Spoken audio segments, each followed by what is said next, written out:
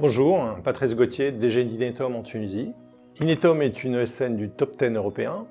Nous aidons nos clients dans leur transformation ou leur évolution digitale en tant qu'intégrateur de solutions spécifiques et de solutions ERP du marché comme SAP, Sage et Microsoft. Nous sommes aussi éditeurs de quelques solutions technologiques ou métiers spécialisés.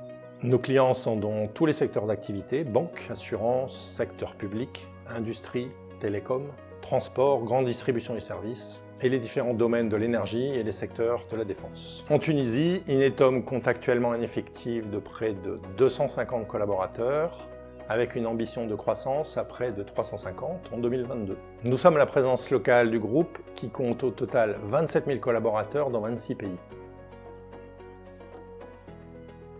Je citerai 3 atouts majeurs de mon point de vue.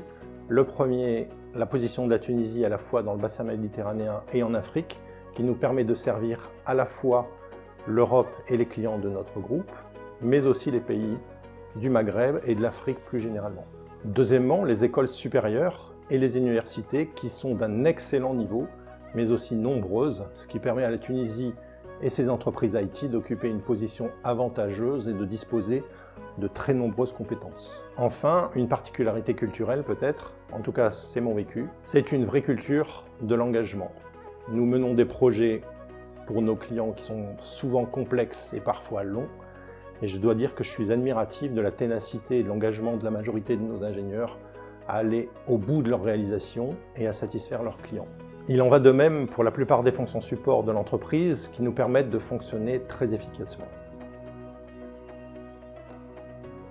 Alors pour ce qui concerne notre domaine d'activité, la Tunisie présente un fort potentiel sur l'innovation digitale qui demande de bons niveaux de technicité. On parle d'IA, de logiciels embarqués, de solutions de cybersécurité. À cela s'ajoute bien sûr de très bonnes compétences sur certains domaines fonctionnels et une forte capacité sur le développement de solutions spécifiques.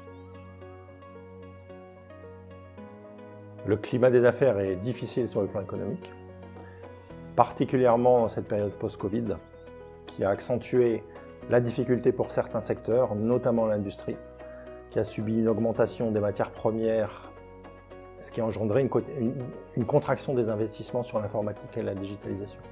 Ensuite, le climat politique a aussi freiné plusieurs grands projets de digitalisation au niveau du secteur public. Ces projets sont cependant fondamentaux pour propulser la Tunisie au meilleur niveau, mais je suis certain que nous sommes sur la bonne voie.